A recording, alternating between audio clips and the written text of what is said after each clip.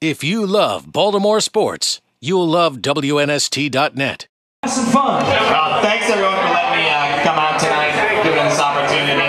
It's interesting to bring up hockey because I think tonight we've got a lot of Orioles, a lot of Ravens talk, we've got a little Olympics talk, but something that we're not talking a little bit about is the Washington Capitals, which I think, one of Baltimore's teams that people seem to forget. And today marked the end of an era for the Capitals. Alexander Semin, one of their top players, a first-round pick, he went and signed with the Carolina Hurricanes. It's the end of the young guns for Washington. It's no longer Nick Backstrom, Alex Ovechkin, and Alex Semin leading the way. And really what it is, it's going to be a year that's going to define what this Capitals organization is going to do for the next 5 to 10 years. If you look at George McPhee, Ted Leonsis, it's been an exciting couple of years, but been a couple painful ones. You got the knocked out by the Rangers last year, knocked out by the Lightning the year before that, 7-game loss to the Montreal Canadiens the year before that, crushing loss to the Penguins.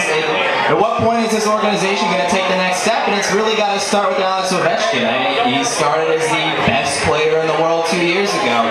Bruce Boudreau changed it up, went a little defensive with what they're trying to do, getting away from the fire wagon hockey, and he fell off a little bit off the map. He's no longer even the best Russian in the world anymore. You look at a guy like Benny Malkin, he's leading the way in Pittsburgh. It kills me, kills all Capitals fans probably, to see a Penguin who's playing better than supposedly the best player in the world. But you have Dale Hunter come in, and Ovechkin again, you really just didn't put it up. And now you got Adam Oates, guy coming from New Jersey, a team that took the Kings, gave him a tough shot, and they didn't play great in the finals. And Oates, former Capital, see if he can't get Alex Ovechkin going.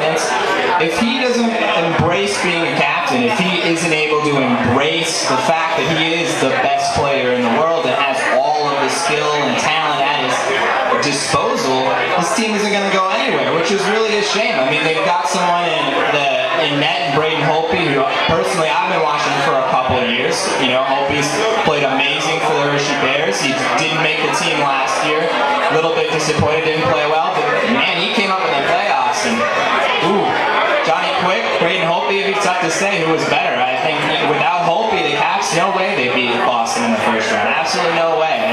They couldn't score, they couldn't hit a wide open net if they tried, it seemed, in that first series. And Holtby really kind of kept him in it. See what he does over a full 82-game stretch. He's not going to post a sub-2 goals against average. But, if he can keep him in it, and I think they got another kid who just got married. He was signed last year off his RFA tender, and Carl Alsner. I don't know if you guys saw the ESPN magazine article last year about him, but he is a player that not only has to deal with being a young defenseman on a team that doesn't play a lot of defense, but he's got a gluten problem, so he's wildly healthy, eats a crazy diet. And Alsner, in my opinion, one of the best defensemen in the Eastern Conference. You've got Zdeno Chara in Boston, who's great, but when you look at Carl Alsner, he doesn't have the size and may not have the offensive shot that people like to see from a guy like, he's not a Mike Green, but what Carl Alsner's able to bring is good positioning, good defensive instincts, and really the ability to kind of break up a rush coming down the other side of the ice. You re-signed Mike Green, it was a huge risk, in my opinion.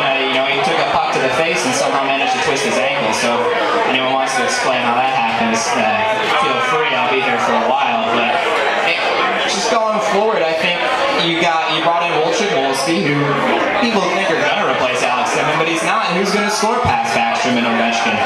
You have Troy Brouwer coming off the right wing. I really don't know if he's going to get it done for you. Marcus Johansson, who, I think there's a lot of girl hockey players that might be a little bit bigger than Marcus Johansson. He's so tiny.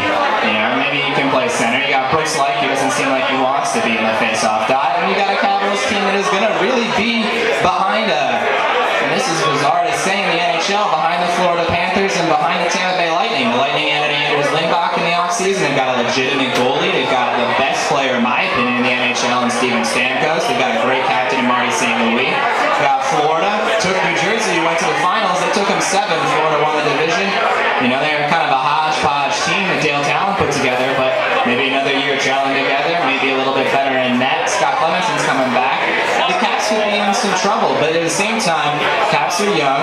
Caps have some nice players. Evgeny Kuznetsov, if he ever decides to stop partying it up in Russia and come over and find out how the big boys play in the NHL. You got a young defenseman, Dmitry Orlov, who didn't play a lot last year, but I think Orlov is really, he got a good shot, good size. So I'm out of time. We'll see what the Caps do next year. Thanks very much. If you love Baltimore sports, you'll love WNST.net.